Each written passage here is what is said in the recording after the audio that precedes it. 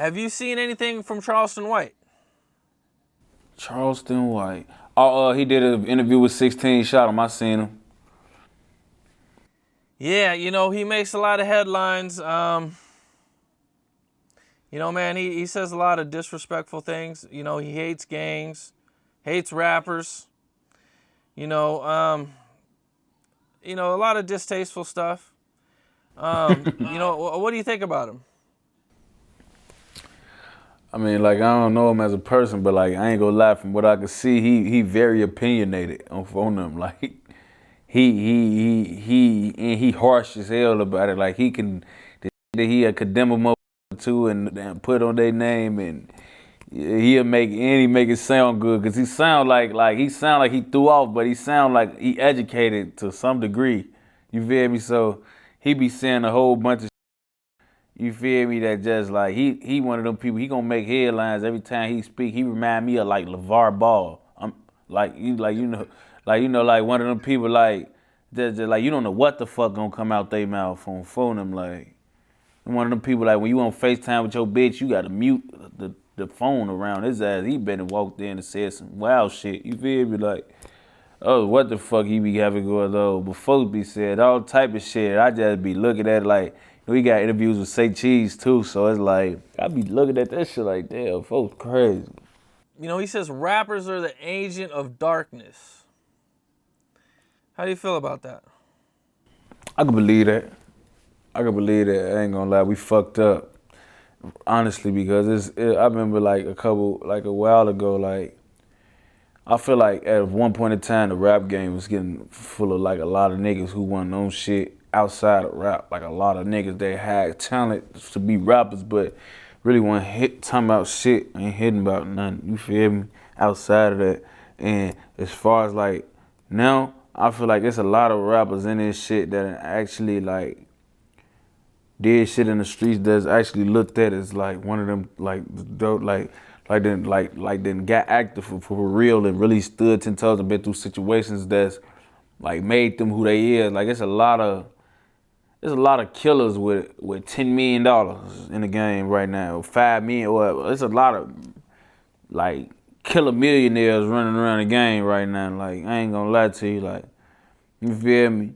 A lot of savages in the game now. It ain't just a whole bunch of niggas that's just talking and just woofing and rapping and shit like that. And I'm talking about not just like street niggas. I'm talking about real gangsters. Like, you feel me? So like it's gangsters preaching this shit now. And you got niggas that's gangsters that been on in this shit leading the way for 10 years. You got niggas that's gangsters that's just been put on the scene right now.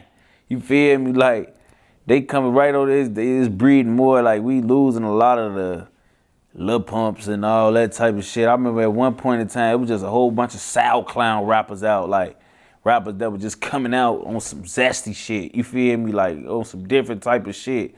Now, is this shit being ran by the gangsters. And what's so crazy is I remember when Sosa first got on, being a gangster rapper wasn't back in. Like it wasn't in yet. Like he was trying to put it, he was the biggest street rapper, like street young nigga turned in this shit at the time. But as far as like the labels and the actual industry, they didn't fuck with a lot of shit folks was doing. Like a lot of the shit that these rappers is coming in the game doing right now, I feel like they was condemning Sosa, like hindering his career for that shit. Like he was like being dropped from his label and all type of shit, or just like having to go to fucking what did he have to go to rehab or something? Like it was a whole bunch of old goof ass shit like that they just took him through and made him seem like he just like the game, like he just shouldn't be in the industry. Like what he was doing was just not accepted. But it's like everybody is blowing up off this shit now. Like, and he blew up off it. But I'm like, he blew up off it music wise. But when he started getting into trouble with the police and shit, that shit like was holding him back. They was trying to fuck up his whole little. They was fucking his money up and everything. Now you see rappers out here, everybody fighting, niggas out here fighting murder attempts and indictments and all type of shit. And that shit turning their career around. You feel me? Like that shit got these niggas, getting renewed contracts and all type of shit cause they affiliated with this gangster shit. You feel me? So really, like, the gangsters and the street shit, we running the industry right now. So it's like, if you want to call us whatever the fuck he said, I mean, I don't really know how if you wrong for that. You know, he also had, you know, some negative opinions about gangs. And that, you know, he feels like gangs don't do anything for the community. I mean, bro, that just depends on where you at and what the examples they big homies setting. Because I know, like, in LA, and I don't want to mention too many names, but it's some Crip and Blood big homies that, like, really, like, affiliated with this shit and really, like, been in this shit real live big homies for the whole set, for the whole Crip and Blood shit. And these niggas been and they in Compton and doing all that shit. They been doing 30 years, and they have food drives and back to school drives, and they do so much shit. You feel me? And they give back to their people a whole bunch.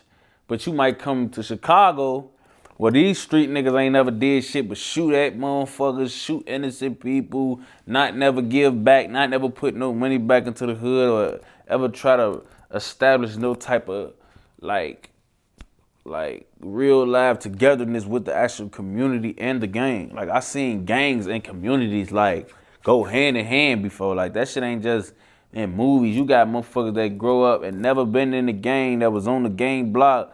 Old ladies, I'm talking about 80-year-old ladies that sit outside and watch for the police, making sure the police don't fuck with the boys over there, or making sure that she let the boys know when the police come, because these same boys make sure when she need groceries, they bring them in for her. You feel me? These same boys make sure if anything go down, anybody fuck with Granny, they gonna make sure Granny and the babies, they straight.